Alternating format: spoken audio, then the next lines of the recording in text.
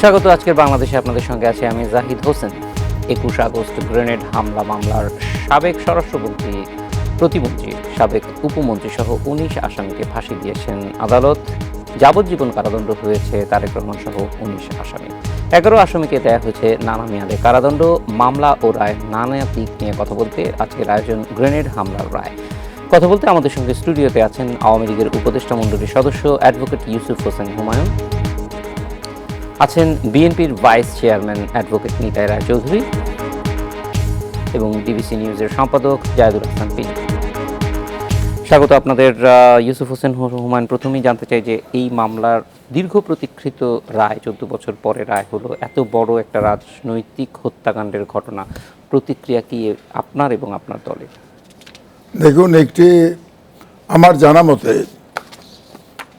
এত দীর্ঘ সময় কোনো ট্রায়াল হয়নি।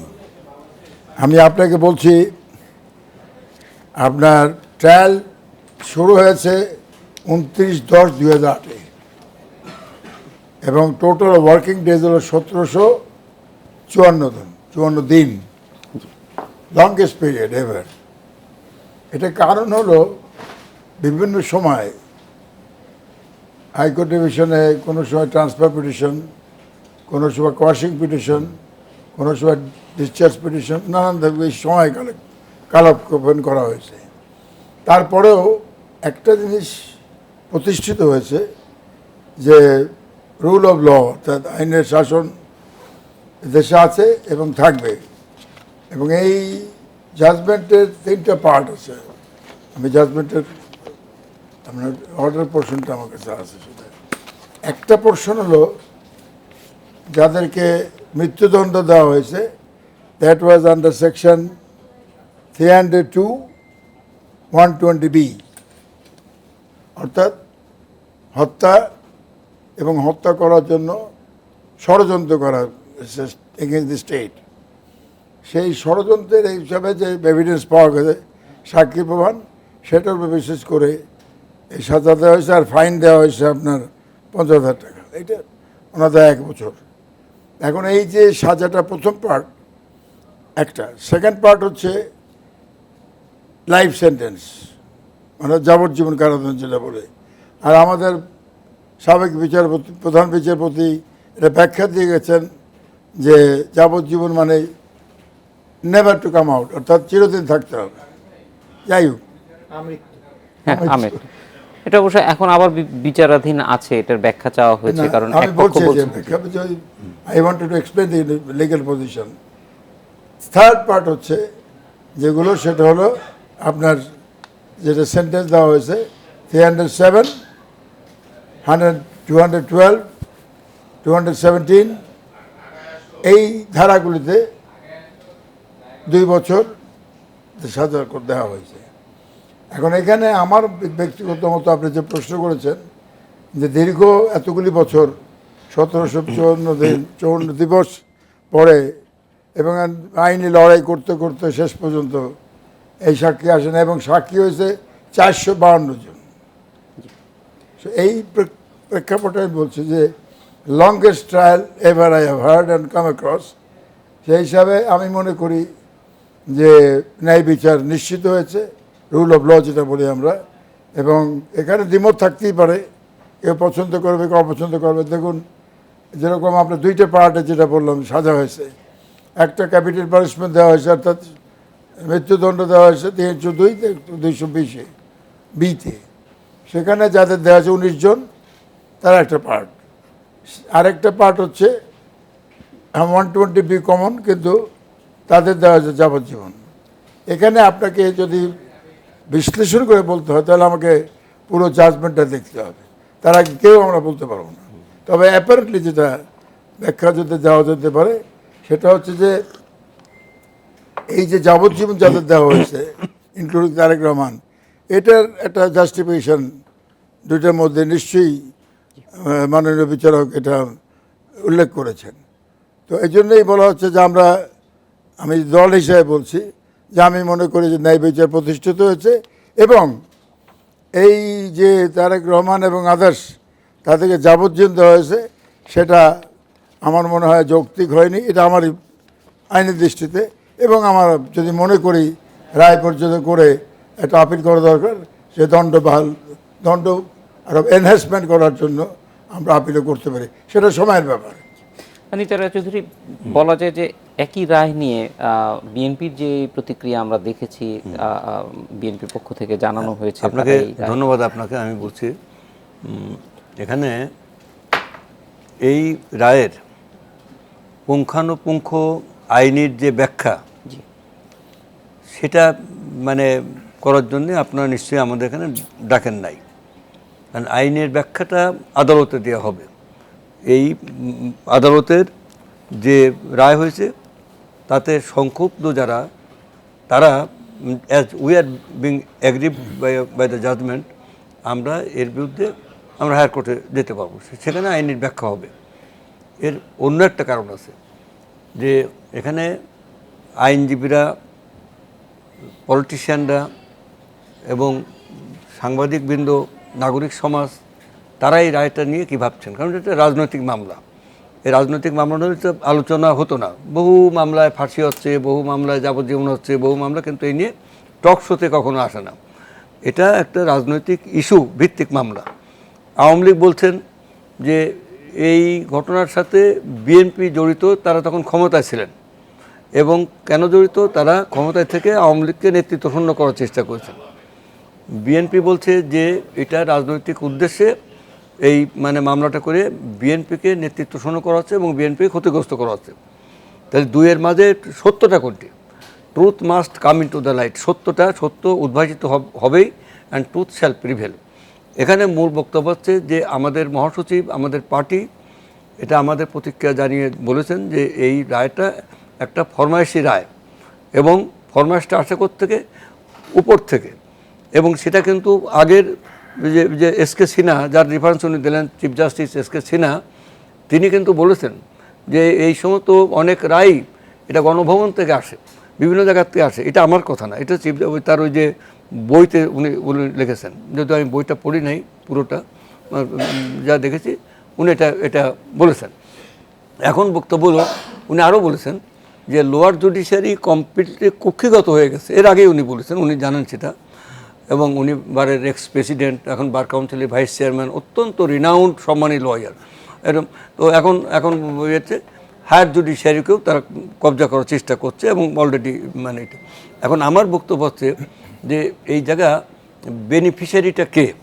বেনিফিশিয়ারিটাকে মানে হয়তো বলবেন যে আওয়ামী লীগের যারা, তারা বলবেন যে যেহেতু BNP had been in power in those days, অর্থাৎ বিএনপি এখানে আওয়ামী লীগের ক্ষতিগ্রস্ত করে কী করবেন, চিরদিন ক্ষমতা থাকবেন, এটা তো তারা বলবেন।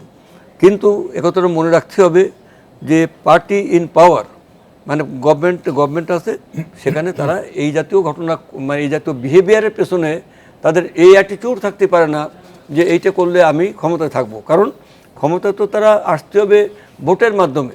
তো ভোটের মাধ্যমে ভোট যখন নিরপেক্ষ ভোট হবে, তখন কোনো দিন বিএনপি আওয়ামী লীগের কাছে পরাজিত হবে না। কারণ আওয়ামী লীগ মানে বহু নির্বাচনে ওই 87 সিট, 34 সিট, ওই যে আপনার মানে এর বেশি কোনো মানে সিট পায়নি। আর বিএনপি, আমি শেষ করি একটা কথা শুধু, এখন আমি পলিটিক্যাল সাইডটা বললাম, এখন একটু কিছুটা আইনগত দিকে আমি আসি।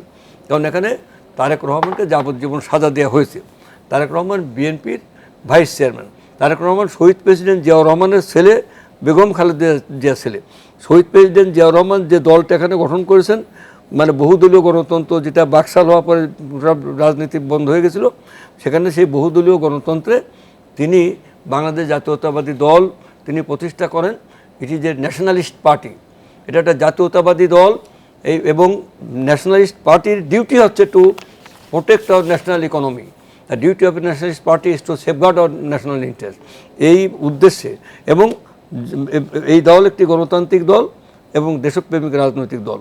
এই দলের বর্তমান চেয়ারম্যান, যিনি অ্যাক্টিং চেয়ারম্যান, ভারপ্রাপ্ত চেয়ারম্যান তারেক রহমান, তাকে ক্ষতিগ্রস্ত করে আজ সেখানে জাতীয়তাবাদী শক্তিকে এবং দেশপ্রেমিক শক্তিকেই রাজনীতি থেকে তাদেরকে ক্ষতিগ্রস্ত করার এই হীন ষড়যন্ত্র বা চক্রান্ত আছে।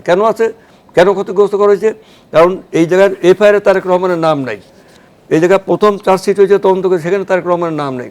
এখানে সেকেন্ড চার্জশিটে তারেক রহমানের নাম নেই, তারপরে তারেক রহমানের নাম নেই, তারপরে একজন মানে ব্যক্তি মুফতি হান্নান, সে শিক্ষিত যে সে একটি জঙ্গি গোষ্ঠীর সাথে জড়িত থাকতে পারে।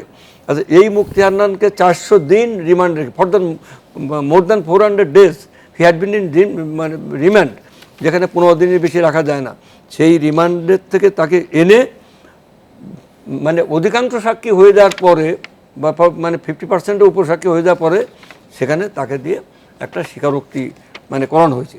সেই স্বীকারোক্তি 164 স্টেটমেন্টে সে বলেছে তারেক রহমানের সংশ্লিষ্টতার ইঙ্গিত দিয়েছে, সে সরাসরি বলেনি।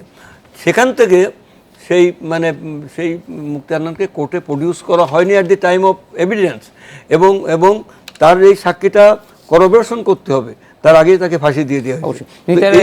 এই জিনিসগুলো নিশ্চয়ই আপনারা উচ্চতর আদালতে বলবেন, কিন্তু এখনো পর্যন্ত ফ্যাক্টস রিমেইনস যে একটা কম্পিটেন্ট কোর্ট এই রায়টা দিয়েছে, এবং সেটা নিশ্চয়ই আপনারা আইনগতভাবেই মোকাবেলা করবেন। কিভাবে করবেন সেটা আমি আবার যখন আপনার কাছে আসবো। আইনগত না শুধু, আমরা বলেছি যে এটা রাজনৈতিক উদ্দেশ্য প্রণোদিত হয়ে এটা একটা রাজনৈতিক মামলা, রাজনৈতিক মামলা তো বটেই, কিন্তু 21শে গ্রেনেড হামলা মামলার এই যে নারকীয়, এই যে জঘন্য, এই যে বেদনাদায়ক যে ঘটনা, এটাকে আমরা অত্যন্ত নিন্দা করি এবং আমরা এর একটা সুষ্ঠু বিচারও কামনা করি। এবং এই ঘটনার পরপরই বেগম খালেদা জিয়া তখন প্রধানমন্ত্রী, তিনি সমস্ত আইন প্রয়োগকারী সংস্থা, গোয়েন্দা বিভাগকে ডেকে উনি নিজেই মনিটরিং করে উনি বলেছেন যে মানে এগুলো তার ফলাফল কি জজ মিয়ার মতো ঘটনাটি ঘটেছিল, সেটা মানে এইটার আসলে এটা তো একটা মিথ্যে পরিণত হয়েছে সেটা না, কিন্তু সেখানে কিন্তু উনি করেছেন। কিন্তু তারপরে এখানে উনি তৎকালীন মানে বিরোধী দলের নেত্রীর সঙ্গে দেখা করতে যেতে চেয়েছেন, দেখা করতে দেওয়া হয়নি, এটা নানান ঘটনা আছে। কিন্তু আমার বক্তব্য হচ্ছে যে এই মামলাটা নিয়ে আজকে তারেক রহমানকে জড়ানো হলো, সেই তারেক রহমানকে জড়ানো হলো কখন? এখানে আপনার মানে the materials on record, that is the FIR, chargesheet, 164 statement, 161 statement, এর টোটাল মধ্যে these materials do not disclose any offense, do not constitute any offense as against this Tarique Rahman. Even যারা সাক্ষী দিয়েছে, মানে বিএনপির মানে অনেকে সাক্ষী দিয়েছে, এবং তারা কিন্তু মানে ওই 1 নম্বর সাক্ষী দিয়েছে, 2 নম্বর সাক্ষী দেয়নি, কিন্তু 161 স্টেটমেন্ট করেছে, সেখানে কিন্তু তারেক রহমানের নাম বলেনি। তো এখন মানে এসে আপনার রিমান্ডে রেখে তাকে দিলেন, তারপর তার ফাঁসি আগেই দিয়ে দিলেন, সে তো করোবরেশন তো হলো না। এই জন্য এই মামলায় রাজনৈতিকভাবে তাকে হেয় প্রতিপন্ন করার জন্য, বিএনপিকে হেয় প্রতিপন্ন করার জন্য, নেতৃত্ব শূন্য করার জন্য এই রায় দেওয়া হয়েছে। জাহিদুল হাসান, আপনার কাছে আসবো, কিন্তু আমি সময় যেহেতু কম পাবো, আমরা একটা বিরতির থেকে এসে আপনার কাছে জানতে চাইবো যে এই যে মানে যে কোনো মামলা আমরা দেখি যে রাজনীতিবিদরা সংশ্লিষ্ট থাকলে এটা একটা রাজনৈতিক মামলা হিসেবে বিবেচিত হয়। আসলে এই রাজনৈতিক মামলা আমরা বলতে কি বুঝি, এবং এটার আসলে বেনিফিটটা কারা পায়? বিভিন্ন সময় আমরা দেখি একটা মামলাকে রাজনৈতিক মামলা হিসেবে অভিহিত করা হয় এবং সেটার মানে নানান রকমের আলোচনা থাকে।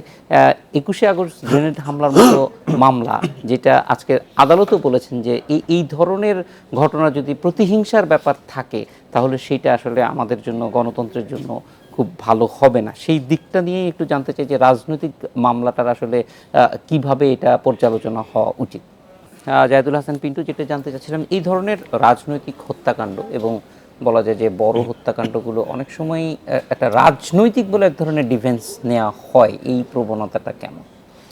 দেখেন, এটা আমাদের একটা অপসংস্কৃতি, রাজনৈতিক অপসংস্কৃতি, এটা দীর্ঘদিন ধরে বাংলাদেশে হয়ে আসছে। রাজনৈতিক মামলা বলতে রাজনৈতিক ব্যক্তিত্ব জড়িত থাকলেই সেগুলিকে আমরা পলিটিক্যাল পার্টিগুলো রাজনৈতিক মামলা বলে কালার করি। ধরেন দুর্নীতির মামলা, এটা দুর্নীতি করলো মন্ত্রী থাকা অবস্থায় বা সংসদ সদস্য থাকা অবস্থায়, তার নামে একটা দুর্নীতির মামলা, সেটাও রাজনৈতিক মামলা হিসাবে এই দেশে চিহ্নিত করা হয়। রাজনৈতিক মামলা যে নেই তা না, রিসেন্ট কিছু ঘটনা তো রাজনৈতিক মামলা হচ্ছে, ওই যেগুলো গায়েবী মামলা, এই 100, 200, 500, 1 লক্ষ মানুষকে যে আসামি করা হয়, এগুলো রাজনৈতিক মামলা। যে ঘটনার সাথে নাই বা ছিল না মৃত ব্যক্তি, জাস্ট রাজনৈতিক উদ্দেশ্যে মামলা করে দিচ্ছে। এটা রাজনৈতিক মামলা, এটা নিয়ে ডিবেট করার আমি কিছু পাই না। কিন্তু 21শে অগাস্টের ঘটনা বলেন, রাজনৈতিক ব্যক্তি ভিকটিম এবং রাজনৈতিক ব্যক্তি জড়িত, তো সেইটা রাজনৈতিক মামলা হওয়ার কোনো কারণ নেই, কারণ সেটা সরাসরি ক্রিমিনাল অফেন্স।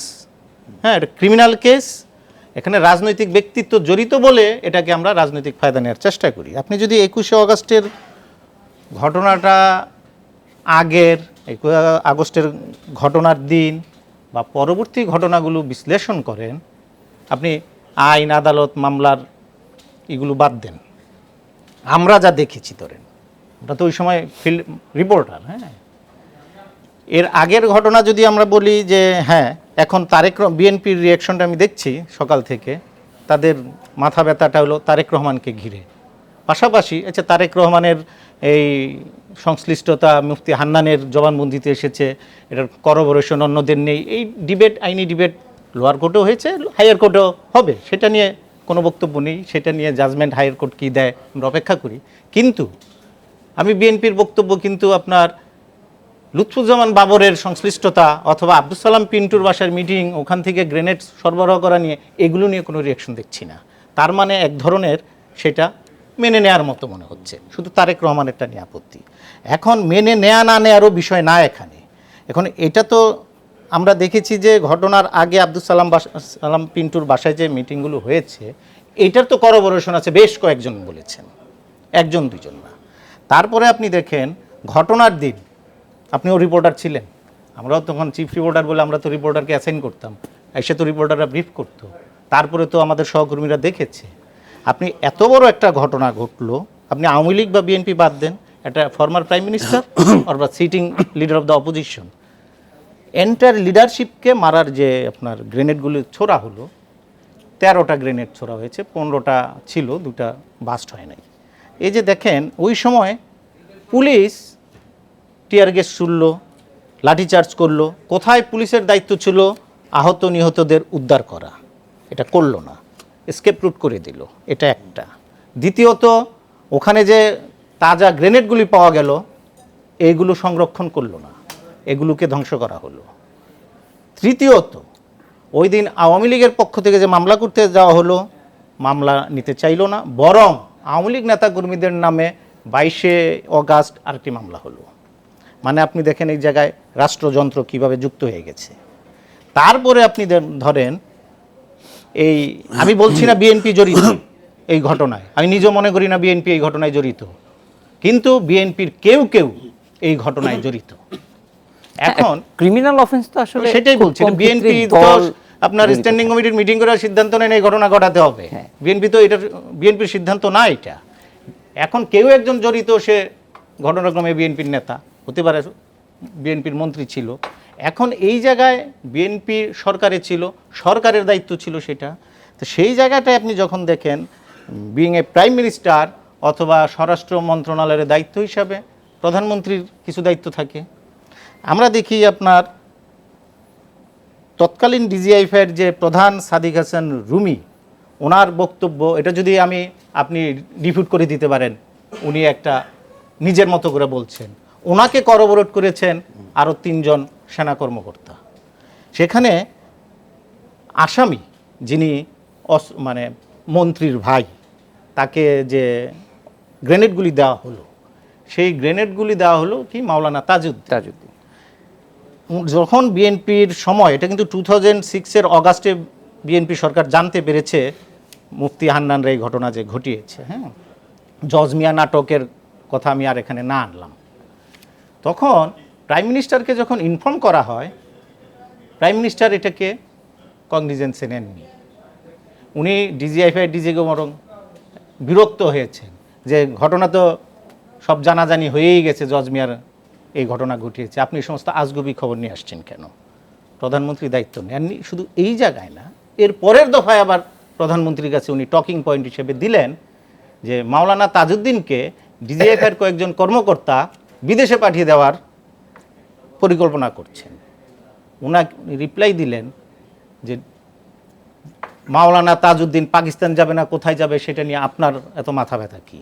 এই যে আমি বললাম রাষ্ট্রযন্ত্রের সঙ্গে যে আপনার ইনভলভ হলো, ডিজিএফআই ইনভলভ, আপনার এনএসআই ইনভলভ, সিআইডিকে ইনভলভ করা হলো, পুলিশ, সাধারণ পুলিশ ইনভলভ হলো, এখানে রাজনীতিবিদরা ইনভলভ হলেন, জঙ্গিরা ইনভলভ হলো। এত বিশাল ক্যানভাস বাংলাদেশে এর আগে এর চেয়ে খারাপ ঘটনা ঘটেছে 15ই আগস্টে, কিন্তু এত বিশাল ক্যানভাসে ছিল না। সেই জায়গায় এই ঘটনাটা একটা ইউনিক ঘটনা, যে একটা টোটাল লিডারশিপকে ধ্বংস করে দেওয়া। দ্বিতীয়ত আমি যদি এখানে দেখি এই মামলায় আপনার বেশ কয়েকজনের শিক্ষা নেয়ার বিষয় আছে। এখানে পুলিশের শিক্ষা নিতে হবে, এখানে গোয়েন্দা সংস্থার শিক্ষা নিতে হবে, এটা এখনও বিদ্যমান, এখনও যারা আছেন তারা ওই শিক্ষাটা যদি নেন। আবার রাজনীতিবিদদেরও শিক্ষা নিতে হবে, বিচারপতিদেরও শিক্ষা নিতে হবে। বিচারপতিদের শিক্ষাটা কোথায় আসবে? ওই সময় 22 তারিখে অগাস্টের জাস্টিস জয়নুল আবেদিনকে হেড করে একটা প্রোব কমিশন গঠন করা হয়েছিল, 1 সদস্যেরই। হ্যাঁ, তো ওই কমিশনের রিপোর্ট তো আমরা পড়েছি, যে গাঁজাখুরি রিপোর্ট উনি লিখেছিলেন। হ্যাঁ, আজকের জাজমেন্টে বোঝা যাচ্ছে যে হাইকোর্টের ওই বিচারপতি কোন ধরনের রিপোর্ট লিখেছিলেন। তার ওই জায়গায় বলছি বিচারপতিদেরও শিক্ষা নেওয়া অবশ্যই, এবং সেক্ষেত্রে কোনো জুডিশিয়াল মাইন্ড সেখানে ইমপ্লাই মানে মানে মানে টোটালি ব্যবহার পলিটিক্যাল করা হয়েছে মোটিভেটেড এরকম একটা মনে রিপোর্ট হয়নি। উনি লিখেছেন। সেটা আমি বলছি যে এই কারণে যে এই ঘটনা এখন এটাকে রাজনৈতিক মাইলেজ কেউ তো নেওয়ার চেষ্টা করবেন। তারেক রহমানের এই যাবজ্জীবন হয়েছে, আওয়ামী লীগ তো এটার মাইলেজ নেওয়ার চেষ্টা করবে, আর বিএনপি ক্ষুব্ধ হবে।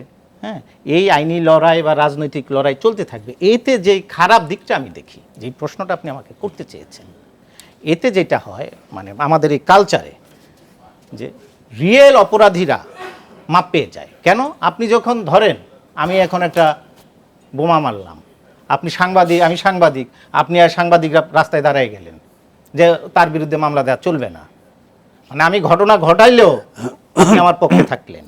তো এখন আসল আসামিরা এই যে প্রত্যেকটা মামলায় যখন আপনি রাজনৈতিক উদ্দেশ্য নিয়ে যাবেন, আসল আসামিরা পার পেয়ে যাবে। আবার এটার ক্ষমতাসীন যারা থাকে তারা রাজনৈতিক মামলা তো করেন, আগেই বলেছি। এতে ফলে পাবলিকের এই মধ্যে ধরনের রাজনৈতিক মামলা করার দিকেও ঝোঁকটা থাকে, যোগটা থাকে, ক্ষমতাসীনদের। সেটা যে ক্ষমতায় থাকে সে অপোজিশনকে আপনার ওই যে দমানোর চেষ্টা করে। এই যে এখন যে মামলাগুলি হচ্ছে, এই মামলাগুলিকে অতীতে আমরা দেখি নাই। অবশ্যই জাহিদুল হাসান পিন্টু, একটা জিনিস বোঝা যাচ্ছে যে এই মামলা এবং রায় পর্যালোচনা সবকিছু মিলিয়ে আমরা যদি শিক্ষাটা নিতে পারি তাহলেই সবচেয়ে বড় উপকার হবে। সাজা, রায় এগুলি আসলে ব্যক্তিগত পর্যায়ে যেগুলি আছে সেগুলি যদি থাকতে পারে, সেটা মানে ব্যক্তিগত পর্যায়ে রায়গুলি কার্যকর হবে, কিন্তু সামষ্টিক পর্যায়ে দেশ হিসেবে আমরা যদি এই জিনিসগুলি নিতে পারি, যে এখান থেকে আমরা শিক্ষাগুলি কি নিচ্ছি, প্রত্যেকটা বাহিনীগুলির কথা বলেছেন, দেখেন এখানে আমি বলছি, একটা লাইনে আমি শেষ করি, আমি কিন্তু 5 মিনিট থাকবো। আমাকে এখানে একটা জিনিস আমি শেষ করি। এটাতে রাজনীতিতে যে ঘৃণাকে স্থায়ী রূপ দেওয়া হয় এই সমস্ত ঘটনায়, হ্যাঁ, যে এই কারণে এই সমস্ত জিনিস 14 বছরের বিচার না, আমি তো মনে করি বিচারটা 2-4 বছরের মধ্যে শেষ করা উচিত ছিল। তাহলে এই গত 10 বছরে, ধরেন এই বিচারটা 2004-এ, 2006-এ বা 2007-এ বিচার শেষ হয়ে গেল, গত 10 বছরে দেশের অবস্থা একটু অন্যরকম হতো। অবশ্যই, এখন এই সামনের যে বিচার প্রক্রিয়া উচ্চ আদালতেও আছে সেটা অন্তত দ্রুত কার্যকর হোক, বিচার দ্রুত শেষ হোক, সেটা আমরা চাই। অ্যাডভোকেট নিতাই রায়চৌধুরী, আপনার কাছে একটু আসছি, যেহেতু আপনাকে ছেড়ে দিতে হবে আমাদের। এই রাজনৈতিকভাবে মোকাবেলার কথা বলা হয়েছে, কর্মসূচিও দেওয়া হয়েছে, কিন্তু যেহেতু দলের ভারপ্রাপ্ত চেয়ারম্যান এই মামলায় দণ্ডিত হয়েছে, ফলে আইনানুগভাবে এটা যদি আপিল করতে হয় তাহলে তো তাকে আসতে হবে। সেই ব্যাপারে দলের কোনো অবস্থান আছে কিনা বা আলোচনা করবে? শুনুন, আমি আগে প্রথমেই বলেছি, আমাদের পার্টি থেকেও বলা হয়েছে এটা একটি রাজনৈতিক উদ্দেশ্যে প্রণোদিত এই রায়। এই মামলাটা রাজনৈতিক প্রেক্ষাপট আছে এবং এই রায়টা রাজনৈতিক উদ্দেশ্যে দেওয়া হয়েছে, বিশেষ করে তারেক রহমানকে। আমরা এটা বারবার করে আমরা বলছি। এখন আপনি ব্যাখ্যা চেয়েছেন রাজনৈতিক মামলা কি, কোনটা রাজনৈতিক মামলা না। একটা বিহেভিয়ারের পেছনে থাকে অ্যাটিটিউডের পেছনে থাকে সিস্টেম অফ বিলিফ। তো এই যে একটা ঘটনার যদি রাজনৈতিক মানে পক্ষে বিপক্ষে রাজনৈতিক মানে বেনিফিট এবং এর মধ্যে আসে, তখন সে রাজনৈতিক। যেমন ক্ষুদিরামের ফাঁসি, যদি আপনি বলেন যে ওটা তো হলো ব্যক্তিগতভাবে মহামারীতে তাই হয়েছে, তার সেজন্য ফাঁসি হয়েছে, তার নয়। এটা রাজনৈতিক উদ্দেশ্যে অবশ্যই এটা কলোনিয়াল ক্ষেত্রে আসলে জিনিসটা ঠিক ছিল, সেটা এখন আর applicable না। এটা আপনাকে এর একটা কারণ একসময় রাজবন্দী আলাদা একটা স্ট্যাটাস ছিল, তো এখন কি পাল্টে গেছে নাকি? এই যে সারা দেশে রাষ্ট্রযন্ত্র বলতে উনি যে ব্যাখ্যা দেন রাষ্ট্রযন্ত্র ওই নয়, রাষ্ট্রযন্ত্র মানে আইন প্রয়োগকারী সংস্থা, রাষ্ট্রযন্ত্র মানে বিচার বিভাগ, রাষ্ট্রযন্ত্র প্রশাসন, রাষ্ট্রযন্ত্র সব মিলে রাষ্ট্রযন্ত্রকে ব্যবহার করে যখন বল প্রয়োগের মাধ্যমে রাষ্ট্র ক্ষমতা দখল করে রাখা হয়, যেমন বর্তমানে চলছে। এবং এই উদ্দেশ্যটা কি, এই যে কয়েকদিন পরে নির্বাচনের মাঝ দিয়ে মানুষ পরিবর্তন চাচ্ছে, যে মানুষ পরিবর্তন চাচ্ছে, এবং আমরা বলছি যে পরিবর্তনের জন্য জনগণের ভোটাধিকার নিশ্চিত করার জন্য একটা নিরপেক্ষ নির্বাচন দিতে হবে।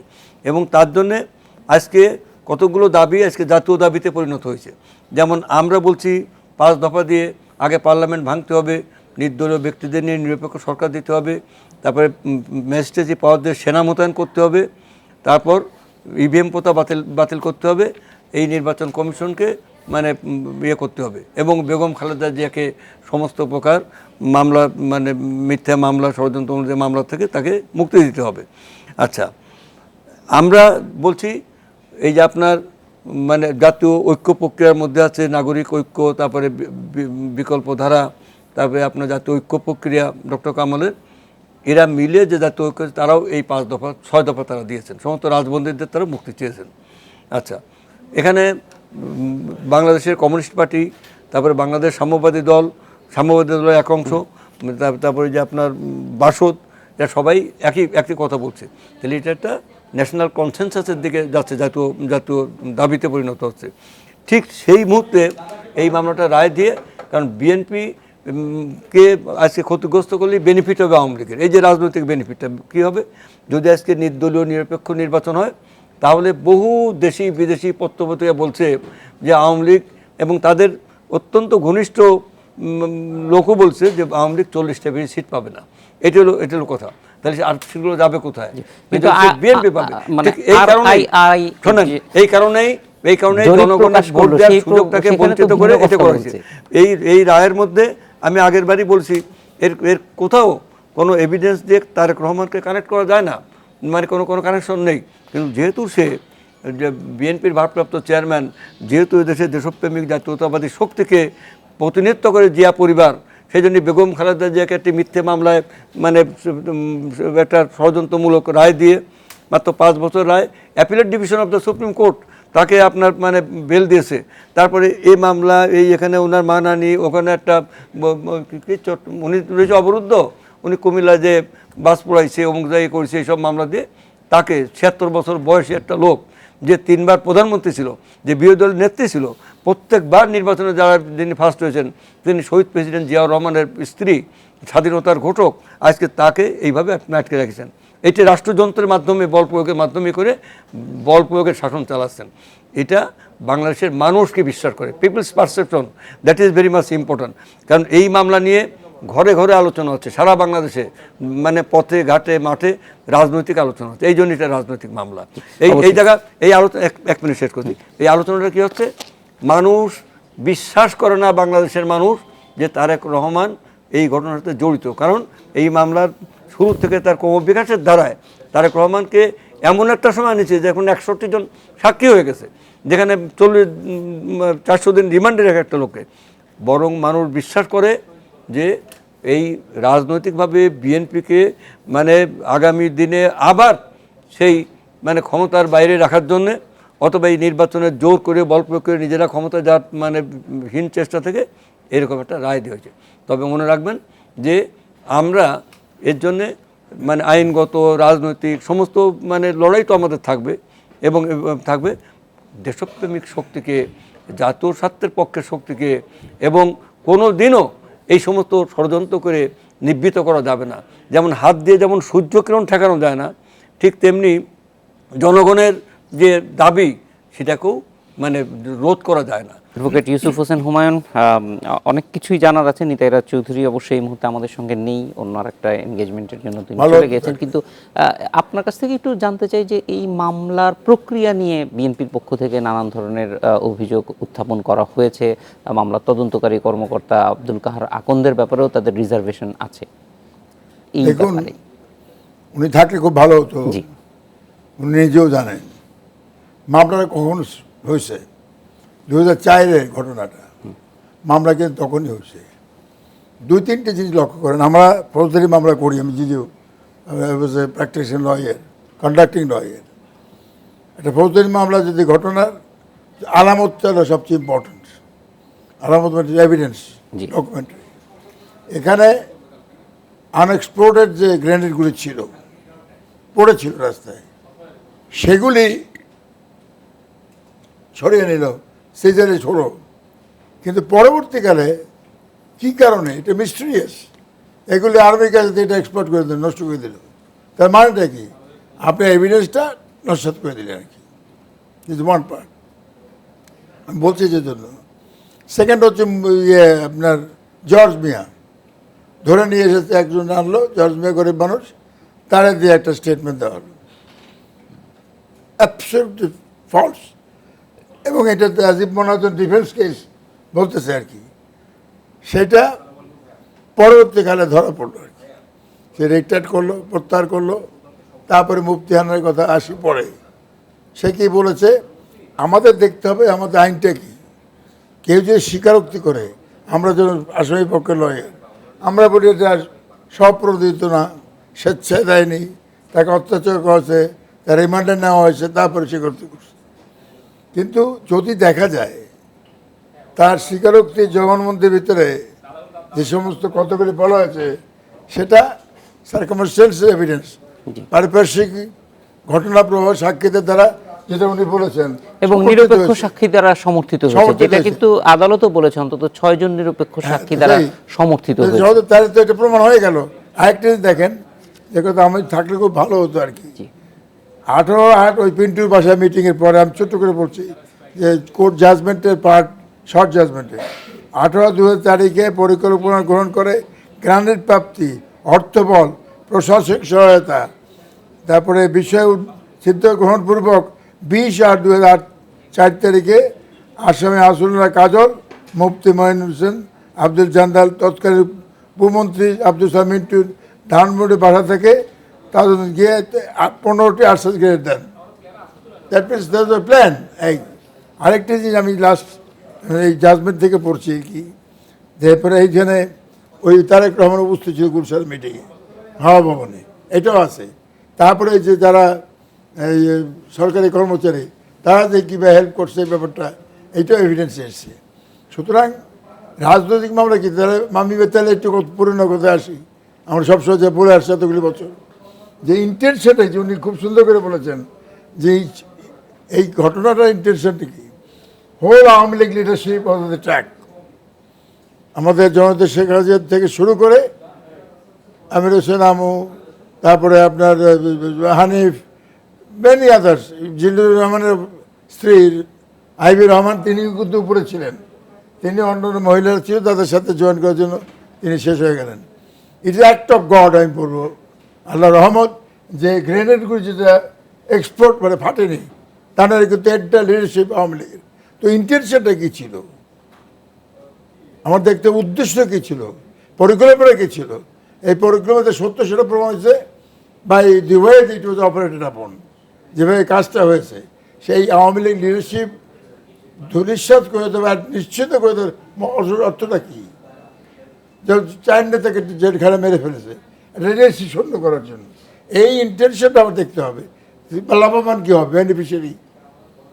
মূল ক্রিমিনাল লতে বলে যেটা, হুইল উইথ দি বেনিফিশিয়ারি, লাভবান কী হবে।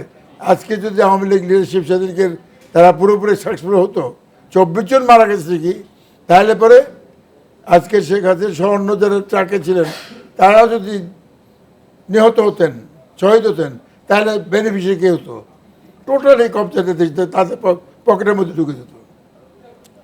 কাজে ওইটা বলে পলিটিক্যাল কেস বলে লাভ নেই।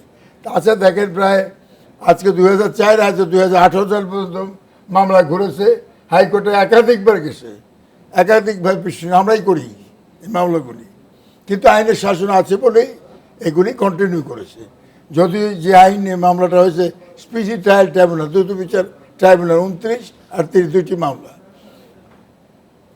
একই জাজমেন্ট হয়েছে দুইটি মামলা, একটা হলো বিস্ফোরক আইনে, জি। একটা পেনাল করে। তো যদি স্পিডি ট্রায়াল ট্রাইব্যুনালের যে কনসেপ্টটা আছে আইনে, তাহলে কিন্তু মামলা ওই জজ সাহেব কিন্তু সংক্ষেপে করে ফেলতে পারত। আর একটা জিনিস একটু জানতে চাই, এখন আপিলে যাবে, আপিলটা মানে দ্রুত হওয়ার কোনো সুযোগ আছে কিনা, নাকি সাধারণ যেভাবে হয় সেভাবেই হওয়া উচিত এই মামলার আপিল? ডেথ রেফারেন্স আর কি। দেখুন, ডেথ রেফারেন্সের বিষয়টা হলো যে প্রসিডিউরে বুঝতে পারবেন।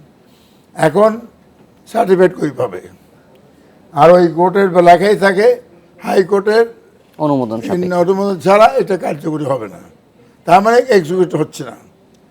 এখন অ্যাপিল ফাইল হবে, যারা পলাতক আছে তারা সারেন্ডার করে অ্যাপিল করতে পারবে, নাহলে করবে না। আমি যারা আছে তাদের কথা বলছি, তারেক রহমান যদি এসে সারেন্ডার করে করেন তাহলে অ্যাপিল করতে পারবেন, তাছাড়া হবে না। তো অ্যাপিল ফাইল করার পরে আপনার যদি আমরা চাই তরতে বিচারটা হোক, তাহলে পেপার বুক করতে হবে। আর ডেথ পেনাল্টি গভর্নমেন্ট যখন দ্বারাই নিজে হাইকোর্টে করে দেয়, করে দিয়ে না, এই প্রশ্নটা আমি একটু ক্লিয়ার করি আপনাদের। এই যে অলরেডি হাইকোর্টে ডেথ রেফারেন্স 200-র উপরে চলছে, তো এগুলি তো ওভারটেক করে সেপারেট কোর্ট আছে এখন কি, হ্যাঁ, তারপরও 200 মামলা চলছে, এগুলি ধরেন 4-5 বছর আগের মামলাগুলো এখন চলছে। মানে এই মামলাটা 2008 ধরেন 2014 মামলা এখন চলছে, 2018 মামলা আপনার ডেথ রেফারেন্সের হিয়ারিং এ আসতে তো আরো 3-4 বছর লেগে যাওয়ার কথা। সেটা তো আপনার ডিপেন্ড করে কোর্টের উপরে। না, এইটার কোনো দেখাতে পারে আর্জেন্সি কি, হ্যাঁ, আর্জেন্সি তাড়াতাড়ি করতে হয়, কিন্তু নরমাল ডেথ রেফারেন্স নিয়ম হলো সিরিয়ালি আসে। অবশ্যই আমরা কিন্তু দেখেছি, যেমন 7 খুনের মামলা নারায়ণগঞ্জে, সেটা কিন্তু একটু মানে তাড়াতাড়ি হয়েছে। ফলে এই ক্ষেত্রে যদি অ্যাটর্নি জেনারেল অফিস চায় তাহলে হয়তো দ্রুত করা সম্ভব। জাহিদুল হাসান পিন্টু, আপনার কাছে একটু জানতে চাই এই যে রাজনৈতিক মামলার ব্যাপারটা, এবং আমরা দেখি যে রাজনৈতিক মামলা যখন একটা মামলার ভিতরে তকমা লাগে, প্রতিবার রেজিম চেঞ্জ হওয়ার পরে এই গত কয়েক বছরে আমরা দেখেছি 7-8 হাজার মামলা রাজনৈতিক হিসেবে প্রত্যাহার করা হয়েছে। আগে জোট সরকারের আমলেও সেইটা ছিল। ফলে এই বেনিফিটটা নেওয়ার জন্যই এই তকমাগুলি লাগানো হয় কিনা, সেক্ষেত্রে আইনের শাসনের জন্য এটা কি ধরনের প্রভাব ফেলে? না, আমি তো আপনাকে শুরুতে বললাম যে এটা রিয়েল কালপ্রিটরা এই সমস্ত ঘটনার কারণে পার পেয়ে যায় যখন আপনি রাজনৈতিক তকমা দেন। আরেকটা জিনিস হয় যে মানুষের মধ্যে এক ধরনের ধোঁয়াশা সৃষ্টি করে দেওয়া হয়। আসল ক্রিমিনাল যে সে দোষী, সে অপরাধ করেছে, তাকে একটা ইমপ্রেশন দিয়ে দেওয়া হয়, না তাকে বোধহয় সে অপোজিশন করে বলে বা এই দল করে বলে বোধহয়। এবং এই জন্যই ক্রিমিনালসরা কিন্তু পলিটিক্যালি এরপরে আপনি যে একটু আগে দুর্নীতির মামলার উদাহরণ দিলাম না, বাংলাদেশে এই 47 বছরে কোনো রাজনীতিবিদ কি দুর্নীতি করেন নাই? কোনো সংসদ সদস্য দুর্নীতি করেন নাই? হুমায়ুন ভাই আছে, হুমায়ুন ভাই যদি রিপ্লাই হবে, করে নাই। কেন করে নাই? জাজমেন্ট নাই। একমাত্র জেনারেল এরশাদ দুর্নীতির মামলায় সর্বোচ্চ আদালত কর্তৃক সাজাপ্রাপ্ত, বাকি একজনও আপনার ওই জনতা টাওয়ার কেসের আর একজনও সাজাপ্রাপ্ত না। তার মানে আপনার ওই যে রাজনৈতিক, ওখানে আবার কনসেনসাস হয়ে যায়, হ্যাঁ, এরা হয় না। আর এই ক্রিমিনাল কেসগুলোতে যেগুলোতে ধরেন সেগুলো বিভিন্ন সময় ক্ষমতাসীনরা, এটা আওয়ামী লীগ না, বিএনপির সময় আমরা দেখেছি যে রাজনৈতিক উদ্দেশ্যে মামলা করেছে, ওই যে প্লেট চুরির মামলা, ঘড়ি চুরির মামলা, পলিটিশিয়ানদের নামে এসব করেছে। হ্যাঁ, এখনও এই ধরনের কিছু মামলা হচ্ছে। তো এইগুলোতে হয় কি, জেনুইন ঘটনা যেটা, যেমন 21 আগস্টের ঘটনা, এটা তো আপনার ইতিহাসের মানে বর্বরতম বা নৃশংসতম যত বিশেষণ দিতে পারেন খারাপ দেওয়ার মতো ঘটনা, এইটাকেও যে রাজনৈতিক কালার দিয়ে পাবলিকের মধ্যে এক ধরনের ইমপ্রেশন তৈরি করা যে এটা মধ্যে তাকে মিথ্যাভাবে ভাসানো হয়েছে, এইটার আপনার যে এটা বললাম খারাপ দিক। এটার আরেকটা জিনিস হয়, এটা যেহেতু পলিটিক্যাল ইমপ্লিকেশন আছে এই জাজমেন্টগুলোর, ক্ষমতার পরিবর্তনের সাথে সাথে ওই যে রাজনৈতিক তকমা দিয়ে এইগুলোকে আবার এই মামলাগুলোর জাজমেন্টও আপনার তখন দেখেন এটা নির্বাহী আদেশে খারাপ উদাহরণ। 21 আগস্টে এক সেকেন্ডে আমি বলে নেই, ইউসুফ হোসেন হুমায়ুন এই বঙ্গবন্ধু হত্যা মামলায় যেমন বিএনপির আমলে একদিনও হিয়ারিং হয় নাই। জি, অবশ্যই সেটাও একদম টেকনিক্যালি কারণ দেখায়। আপনাদের দুজনকে অনেক ধন্যবাদ আমাদের সঙ্গে যোগ দেওয়ার জন্য। এই ছিল আজকের বাংলাদেশে, দেখা হবে আগামীকাল একই সময়।